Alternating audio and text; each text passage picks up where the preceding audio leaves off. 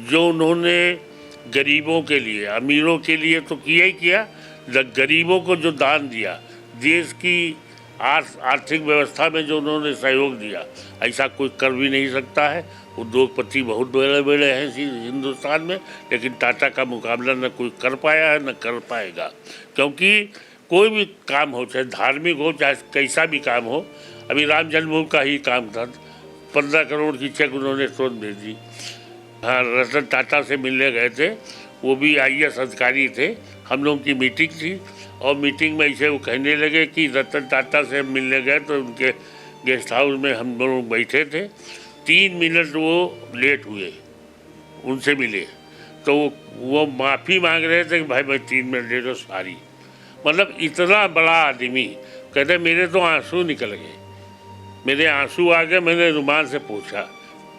मतलब इतना, जहाँ इतने सौम्य स्वभाव के आदमी, उनकी क्या कोई बराबरी है। उनके विषय में अगर हम कुछ कहें तो यही होगा कि हम चांद को दिया दिखा रहे, सूरज को दिया दिखा रहे। वो इतने ही रतन, उनका नाम था तो वो देश के रतन थे। रतन टाटा नहीं थे, वो एक, जैसे कहते हैं, एक सूर्य थे, हमारे भारत के और विश्व के एक सूर्य थे, चमकते हुए सूर्य थे। उनके वो आज कलयुग के, अगर उनको हम कहें कि वो कर्ण जैसे महान दानवीर थे तो यह कहना गलत नहीं होगा। उनके कार्यों का वर्णन, उन्होंने अपनी पूरी कमाई हमेशा निस्वार्थ भाव से ज़रूरतमंदों के बीच में हमेशा अर्पित रहे, जो ज़रूरतमंद हुआ उसके साथ हमेशा खड़े रहे। इतने सहृदय थे वो कि अपने स्टाफ के साथ ज़मीन पर बैठकर, मैंने उनकी स्वयं देखा कि वो ज़मीन पर बैठे हुए अपने स्टाफ के साथ अपनी फ़ोटो ग्रुप करवा रहे हैं। ये हमारे देश की धरोहर थे, इनके जाने पे देश को बहुत अफसोस है। यहाँ के नागरिकों को, यहाँ के व्यापारियों को बहुत ही ज़्यादा दुख है कि हमारे देश के ऐसे रत्न जो ये थे, ये चले गए हैं। इनकी कमी कोई पूरी नहीं कर सकता है। इनका नाम अमर है और इनकी जो कंपनी है उसका नाम भी अमर है।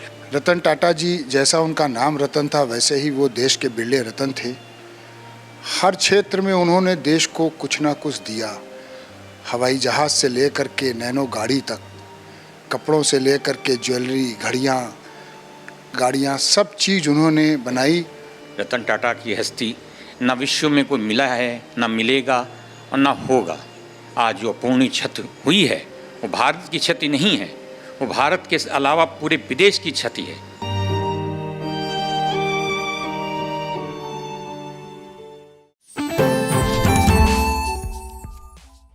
अट्ठाईस सितंबर 1937 में पारसी परिवार में जन्मे रतन टाटा का 86 वर्ष में निधन होने के बाद देश ही नहीं विदेश में भी पूरी तरह शोक की लहर दौड़ गई है।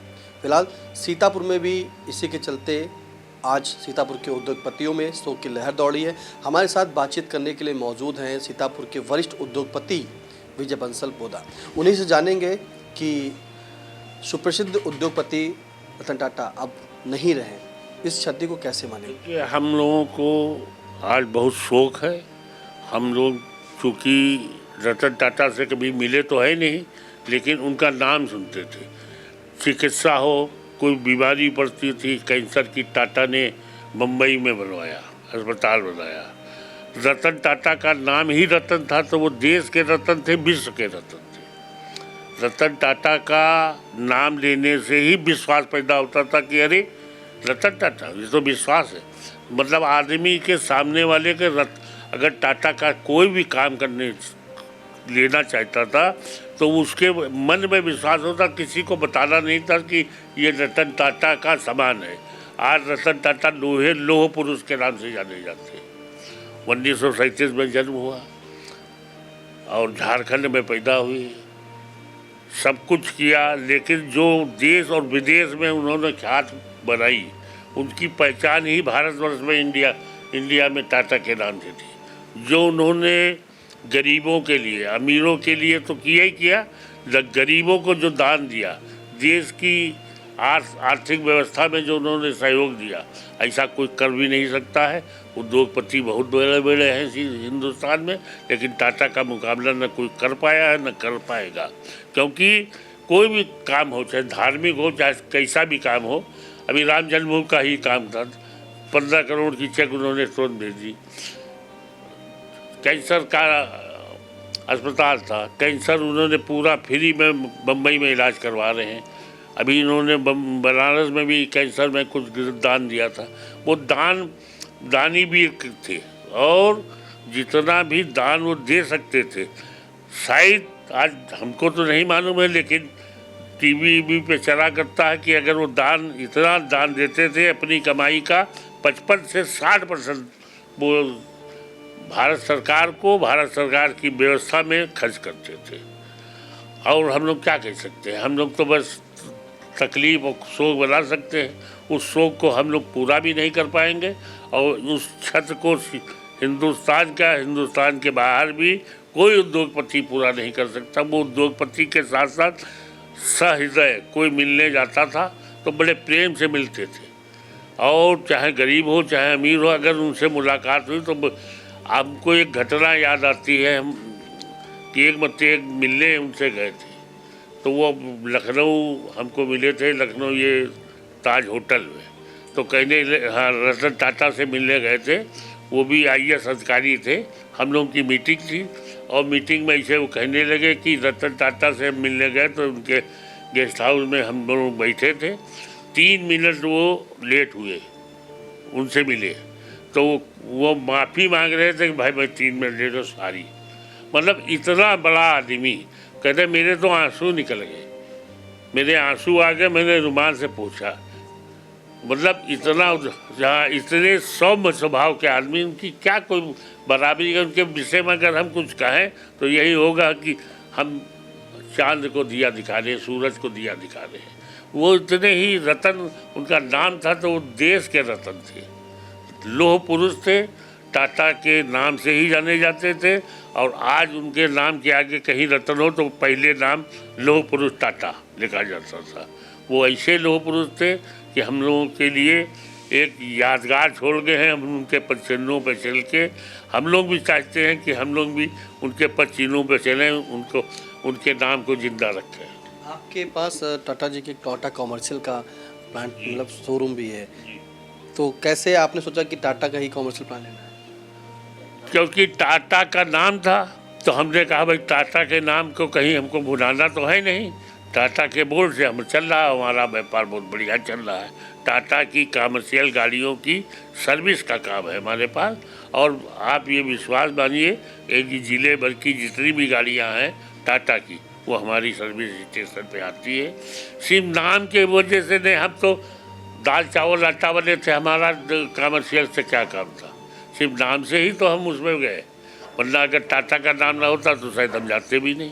सिर्फ टाटा का काम मिल रहा था कि कमर्शियल गाड़ियों का काम किया जाए, तो हमने ले लिया और लागत भी लगाई। लेकिन टाटा का काम ये है कि लूट खसोट वाला नहीं है, रोजी रोटी चलेगी, व्यापार चलेगा, दाल रोटी एक परिवार की चलेगी। क्या मानते हैं रतन टाटा जी, अब देश में नहीं रहे, इनकी क्षति को तो कोई पूरी कर नहीं पाएगा, और ऐसे में क्या टाटा कंपनी पर कोई असर पड़ेगा? देखिए, टाटा इतना बना गए हैं, अपने मरने के पहले सब हिसाब किताब वो कर गए, अपने शेयर धारकों को भी कह गए हैं कि आप परेशान मत होइए, आपका पैसा बिल्कुल दीवार में है। तो जैसे वो कहते थे लौह पुरुष हैं वो, तो वो लौह पुरुष थे। टाटा का नाम लोहा कह लीजिए या लौह पुरुष कर लीजिए। टाटा की चेसिस जैसे बिकती है वो ऐसे ही बिकेगी। टाटा का कोई भी काम आगे बढ़ेगा, पीछे नहीं बढ़ा, ये हम लोगों को विश्वास है। क्षति पूरी कोई हो पाएगी? क्षति तो नहीं कोई पूरी कर पाएगा, क्षति तो इसलिए वो अब है नहीं, तो उस चीज़ को तो कोई नहीं पूरी कर पाएगा। लेकिन टाटा के नाम को जिंदा रखा जाएगा और टाटा के जो ख्यात है उसको और आगे बढ़ाया जाएगा। देखिए, ये तो हमारे साथ सीतापुर के वरिष्ठ उद्योगपति विजय बंसल, उनका कहना है कि टाटा जी की क्षति को कोई पूरा नहीं कर पाएगा, क्योंकि टाटा नाम नहीं, वो वाकई रतन टाटा देश के रतन थे। अब उन्होंने अलविदा तो कह दिया है, टाटा तो कह दिया है, लेकिन टाटा का जो नाम है वो देश ही नहीं विदेश में, उनकी ख्याति एक अलग है। टाटा विदेश का विश्वास है, और वो विश्वास सभी उद्योगपति कहते हैं कि जिस तरह से उनका विश्वास है टाटा के नाम पर, लोगों को विश्वास है टाटा के नाम पर, तो वो वैसे ही बरकरार उनके पग चिन्हों पर चलता रहेगा। और बना के जो उन्होंने रखा है उसको इतना है कि इतना सीतापुर के उद्योगपति ये कहते हैं कि उनके पग चिन्हों पर चलना ही हमारा उन मार्गदर्शन रहेगा, और उनके पग चिन्हों पर हम लोग लगातार चलते रहेंगे। अब हमारे साथ बातचीत करने के लिए मौजूद हैं उत्तर प्रदेश राइस मिलर्स के प्रदेश उपाध्यक्ष संजय बंसल, उनसे जानेंगे कि आज देश में 86 वर्ष की उम्र में रतन टाटा जी का निधन हो गया, उस पर क्या कहेंगे, कैसे आप लोग शोक मना रहे हैं? सर्वप्रथम तो मैं इस देश ही नहीं विश्व के रतन टाटा जी को अपनी विनम्र श्रद्धांजलि अर्पित करता हूँ। रतन टाटा नहीं थे, वो एक जैसे कहते हैं एक सूर्य थे, हमारे भारत के और विश्व के एक सूर्य थे, चमकते हुए सूर्य थे। उनके वो आज कलयुग के अगर उनको हम कहें कि वो कर्ण जैसे महान दानवीर थे तो यह कहना गलत नहीं होगा। उन्होंने हम याद करें पिछले कोविड के दौरान पे उनके किए गए कार्यों को अगर हम उसका आकलन करें तो मैं नहीं समझ, मेरे समझ से कि जो उन्होंने कार्य किए हैं कोविड के दौरान इस देश हित के लिए वो शायद ही कोई दूसरा कर पाए। उनके कार्यों का वर्णन, उन्होंने अपनी पूरी कमाई हमेशा निस्वार्थ भाव से ज़रूरतमंदों के बीच में हमेशा अर्पित रहे, जो ज़रूरतमंद हुआ उसके साथ हमेशा खड़े रहे। इतने सहृदय थे वो कि अपने स्टाफ के साथ ज़मीन पर बैठकर, मैंने उनकी स्वयं देखा कि वो ज़मीन पर बैठे हुए अपने स्टाफ के साथ अपनी फ़ोटो ग्रुप करवा रहे हैं। तो इतना बड़े दिल वाला आदमी मुझे नहीं लगता है कि आज के समय में कहीं हमें देखने को मिलेगा। रतन टाटा जी को कभी देखा, मुलाकात? नहीं, हमने देखा नहीं, लेकिन हमने उनको टीवी पर देखा, समाचार पत्रों में देखा, उनके कार्यों को पढ़ा, उनकी उपलब्धियों को पढ़ा।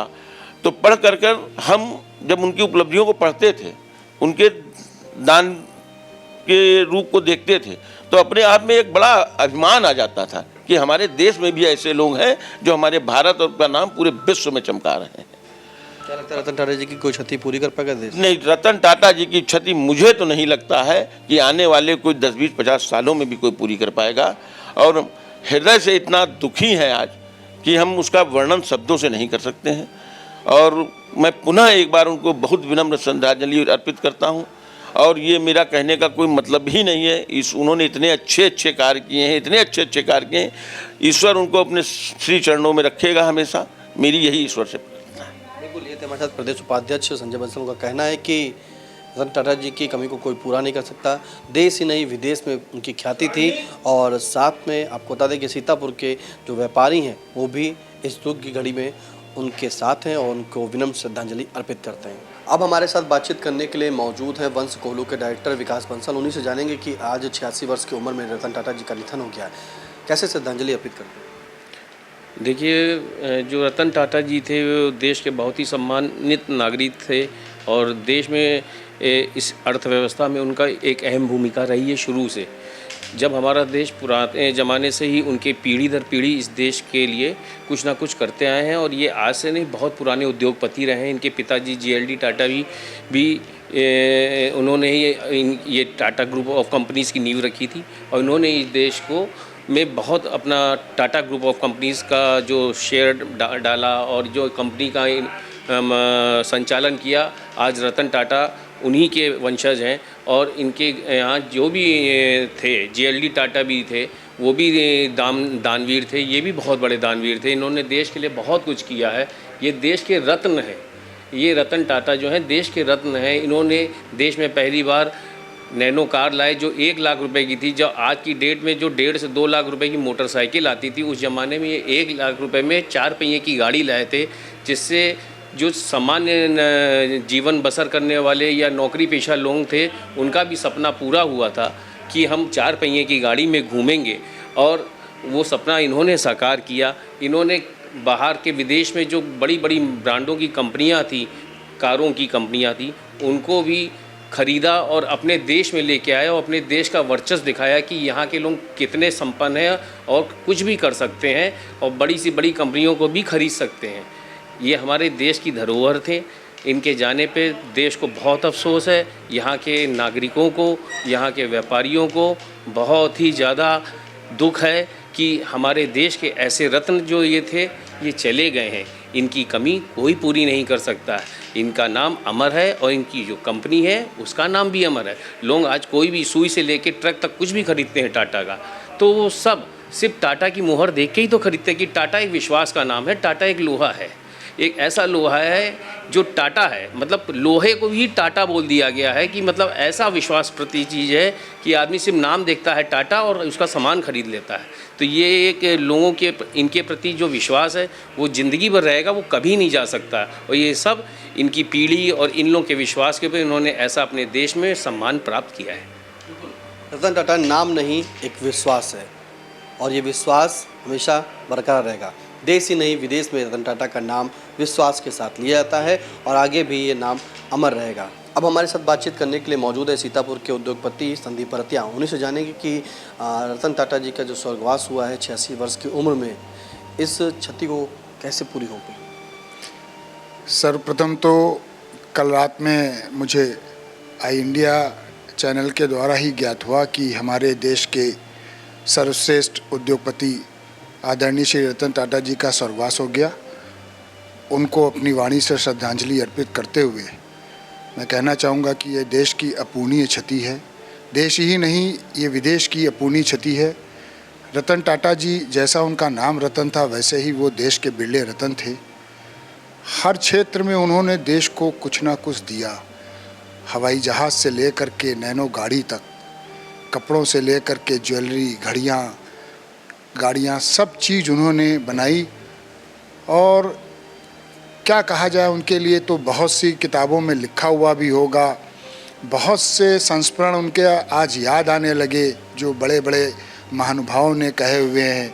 अभी कुछ समय पूर्व हमारे केंद्र सरकार के सड़क परिवहन मंत्री माननीय नितिन गडकरी जी ने एक वाकया शेयर किया था कि रतन टाटा जी उनके घर जा रहे थे, तो रतन टाटा जी कुछ ढूंढ नहीं पाए उनका घर, तो उन्होंने माननीय मंत्री जी को फ़ोन किया कि भैया बता दीजिए कहाँ हैं।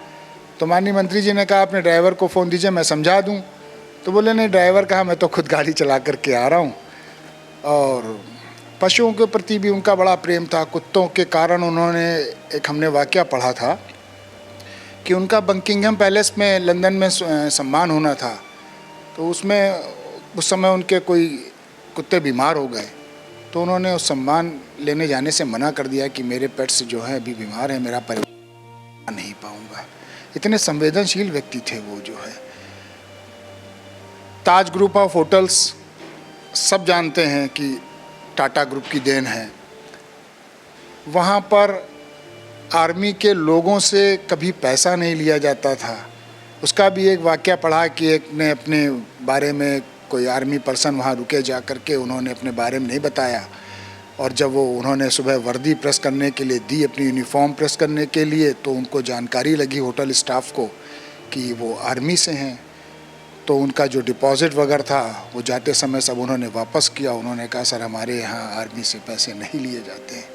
तो इस तरीके के संवेदनशील व्यक्ति का जाना एक वास्तव में बहुत बड़ी क्षतिपूर्ति मैं तो कहूँगा।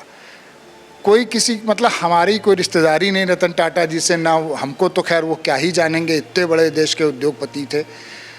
ले हम उनको जानते थे, उनके बारे में पढ़ते थे, क्योंकि उनका व्यक्तित्व बड़ा महान था, इसलिए उनके बारे में पढ़ करके कुछ उनसे हासिल करने की कोशिश करते थे कि कहीं एक कोना भी अगर उनका हमको मिल गया तो शायद अपने जीवन में हमारा जीवन सार्थक हो जाएगा, हम भी अपने जीवन में कुछ बन पाएंगे जो है। ऐसे हमारे रतन टाटा जी थे। क्या मानते हैं, रतन टाटा जी की क्षति को कोई पूर्ति हो पाएगी उनकी? नहीं, कोई पूर्ति नहीं उनकी क्षति की। तो रतन टाटा जी की कोई ऐसी बात जो आप अपने ऊपर लागू करें या व्यापारियों को संदेश दें, उनके जैसा बनना चाहिए, क्या उनके जैसे क्या अच्छा लगता है? उनकी हर चीज़ तो अच्छी है, हर चीज़ अच्छी है, ये तो कहना बहुत छोटी बात होगी कि उनकी क्या चीज़, क्योंकि उनका देश में सम्मान, देश ही नहीं विदेश में सम्मान था। वो सब सुप्रसिद्ध उद्योगपतियों में उनकी गिनती होती थी। ऐसी कोई छोटी सी बात जो व्यापारी उसको अमल में लाए? देखिए, व्यापारी तो वैसे ही सौम्यशाली होता है, और रतन टाटा जी से सीख कर उसको बहुत सौम्यशाली हो जाना चाहिए। इतने हाई लेवल के एक उद्योगपति, जिनके मतलब उद्योगपति क्या कहो, वो तो पूरे वर्ल्ड वाइड थे जो है, जिन्होंने हवाई जहाज़ सबसे पहले हिंदुस्तान को दिया, फ्लाइट दी जो है, और नैनो जैसी छोटी गाड़ी दी। और वो इतने सौम्य कि मतलब अगर उनके घर में अगर कुत्ता बीमार हो गया, उनके परिवार का हिस्सा, हमने पढ़ा कि उनके बॉम्बे हाउस में जो है वो अलग पेट्स के लिए जगह थी। तो हम सबको भी उसी तरीके से संवेदनशील होना चाहिए समाज के प्रति।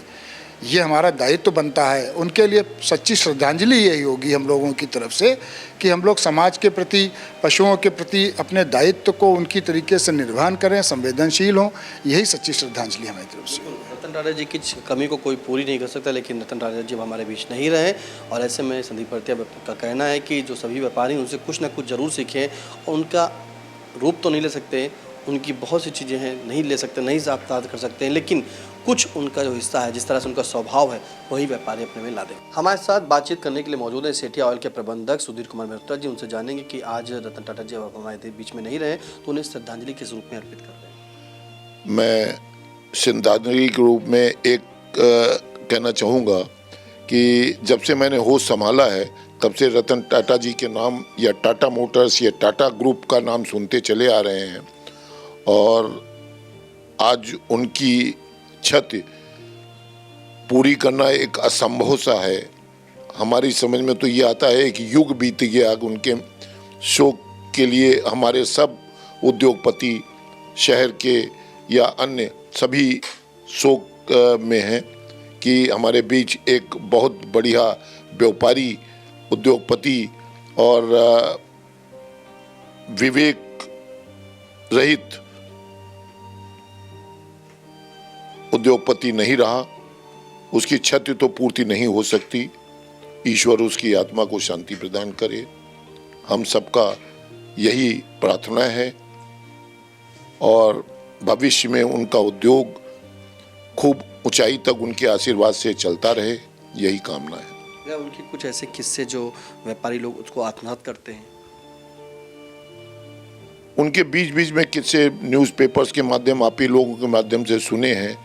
जो जैसे अंतिम समय ही देख लीजिए, वो चेकअप के लिए गए थे, मगर अब उसमें अंदर क्या बात थी नहीं मालूम, मगर उन्होंने भी तब भी कहा कि मैं अपना स्वास्थ्य चेकअप के लिए आया हूँ, मेरा और कुछ नहीं है। और मीडिया वालों से भी रिक्वेस्ट की कि कोई न्यूज़ वगैरह न छापें, हम स्वस्थ हैं, केवल चेकअप के लिए आए हैं। मगर अब ईश्वर ने उनको बुला लिया और जो भी हो उस समय नहीं कह सकते, मगर वो एक 24 घंटे के अंदर ये रिपोर्ट आ गई कि उनका स्वर्गवास हो गया। अच्छा, क्या मानते हैं, रतन टाटा से मुलाकात तो हुई नहीं होगी, 86 वर्ष की उम्र में उनका निधन हो गया। व्यापार की बात करें, स्वभाव की बात करें तो कुछ देखिए, हमारे डायरेक्ट तो कोई टच में रहे नहीं, मगर जो पेपर में व्यापारी बंधु से या यूनियन या आपके मीडिया के माध्यम से जो सुनने में आया है, बहुत सज्जन इन्होंने एक कार निकाली थी मीडियम क्लास लोगों के लिए, लोअर क्लास लोगों के लिए, नैनो करके। इनकी हमेशा इच्छा रहती थी कि छोटा आदमी जो नीचे का है वो भी बराबर से चले और बराबर से उसको, ये एक समाज चाहते थे। छोटा बड़ा कुछ नहीं इनके बीच में था। हमेशा इनका एम्प्लॉय भी बहुत खुश रहता है और ऐसा सुना है, हमारे भी कई रिलेशंस इनकी कंपनी में हैं जो तारीफ करते हैं और बहुत सभ्य इनका एडमिनिस्ट्रेशन है। क्या मानते हैं कि देश और विदेश में रतन टाटा जी की क्षति को कोई पूरा कर पाएगा? हमारी तो नहीं समझ में आता है कोई पूरा कर पाएगा। इनकी छवि को कोई भी पा भी नहीं पाएगा, ऐसा लगता है। बाकी तो ईश्वर के पास तो भंडार है, कौन कहाँ छुपा हुआ वो बाद में निकल आए तो नहीं कह सकते हम इसके लिए। बिल्कुल, ये तो हमारे साथ सुधीर मेहता जी, इनका कहना है कि रतन टाटा जी का स्वभाव मिले तो नहीं है, लेकिन जो माध्यम से जानकारी उन्हें मिलती है उनके जैसा बन पाना असंभव है और उनकी क्षति को देश विदेश में कोई पूरी नहीं कर पाएगा। अब हमारे साथ बातचीत करने के लिए मौजूद है बुद्धराम टीवीएस के मालिक गोपाल अग्रवाल। उन्हीं से जानेंगे कि रतन टाटा जी अब जो हमारे बीच में नहीं रहे, उन्हें कैसे श्रद्धांजलि अर्पित करें। रतन टाटा जी देश की एक भूतपूर्व हसीयत थे। उनसे बड़ी क्षति भारत में अब कोई नहीं हो सकती। वो एक उद्योगपति नहीं थे जो भारत में ही नहीं बल्कि विदेशों में जिन्होंने अपनी टाटा ग्रुप को खड़ा किया। तमाम संस्थानों को उनकी कृपा से तमाम सेवाएं मिलती थीं, जो धार्मिक सेवाएं थीं तथा किसी हर तरह से डोनेशन दे के बच्चों को खड़ा करना, शैक्षिक रूप से, इंडस्ट्रियल रूप से और सभी प्रकार की उनकी सुविधाएं देना, ये रतन टाटा जी की थी। रतन टाटा की हस्ती न विश्व में कोई मिला है, न मिलेगा और न होगा। आज जो अपूर्णीय क्षति हुई है वो भारत की क्षति नहीं है, वो भारत के अलावा पूरे विदेश की क्षति है। आज बड़ी बड़ी कंपनियों का अधिग्रहण करके भारत में जिस तरह टाटा ग्रुप को उन्होंने खड़ा किया था, उस चीज़ को कोई भी नया इंडस्ट्रियलिस्ट तो क्या पुराने इंडस्ट्रीज भी खड़ा नहीं कर सकेंगे। ना इतना दान, ना इतना संस्कारिक कार्य जो देश के लिए सेवा कर सकते थे वो करेंगे। जिस समय 26/11 को अटैक हुआ था मुंबई में और ताज होटल डैमेज किया गया था, उस समय भी उन्होंने यही कहा था ये क्षति कोई नुकसानदेह नहीं है, इसको हम फिर से बनाएंगे और पहले से ज़्यादा अच्छा बना के खड़ा करेंगे। ये सिर्फ रतन टाटा की हस्ती थी जो देश के लिए और विदेश के लिए अपूर्णीय क्षति के रूप में मानी जाएगी। आज सारा देश रो रहा है और सारा देश के युवा और बड़े बड़े इंडस्ट्रीज भी रो रहे हैं। मुझे दुख है कि आज रतन टाटा नहीं रहे। धन्यवाद। रतन टाटा जी नहीं रहे, सभी को दुख है, कहना सही भी है।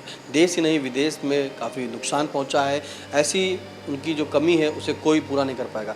रतन टाटा जी की कोई ऐसी बात जो आप लोग उसे आत्मसात करते हो, उनसे क्या सीखते? उन्होंने हमेशा नए नए उद्योगपति के अलावा नए युवा लोगों को भी खड़ा करने की कोशिश किया कि वो उनको ही काम देना चाहते थे जो नया उद्यम लेवें, नया कार्य करें, और उनको उसमें टाटा ग्रुप्स कंसिडर करता था, ध्यान देता था कि वो लोग खड़े होकर के देश के लिए आगे आएँ।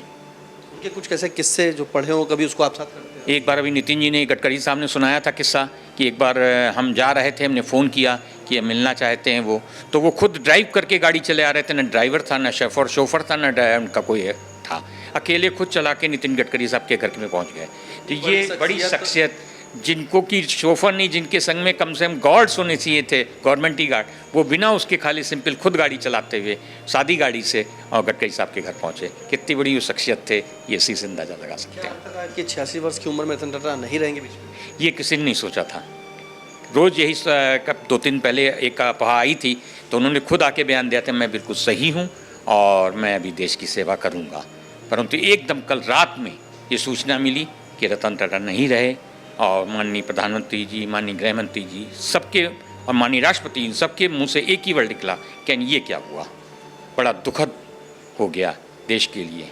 भविष्य टाटा तो रहेगा ही, लेकिन भविष्य में जो रतन टाटा हैं वो रतन रहेंगे, भारत के लिए अनमोल रतन रहेंगे, जिंदगी भर याद रहेंगे लोगों को। रतन टाटा यानी कि देश के रतन ने अब टाटा कह दिया है। आपको बता दें कि देश ही नहीं विदेश में रतन टाटा जी के जाने के बाद पूरे देश में शोक की लहर दौड़ी है। वहीं सीतापुर में व्यापारी, उद्योगपति, बड़े बड़े जो इंडस्ट्रीज के मालिक हैं उन सभी ने शोक व्यक्त किया है, उन्हें विनम्र श्रद्धांजलि दी है और उनका साफ कहना है कि रतन टाटा जी से बनना कोई नहीं बन पाएगा, उनकी इस क्षति को कोई पूरा नहीं कर पाएगा। टाटा नाम तो रहेगा, टाटा एक विश्वास का नाम है, टाटा जैसा बनना असंभव है। फिलहाल सीतापुर से कैमरा पर्सन हसन गोगा के साथ निशांत गुप्ता, आई इंडिया।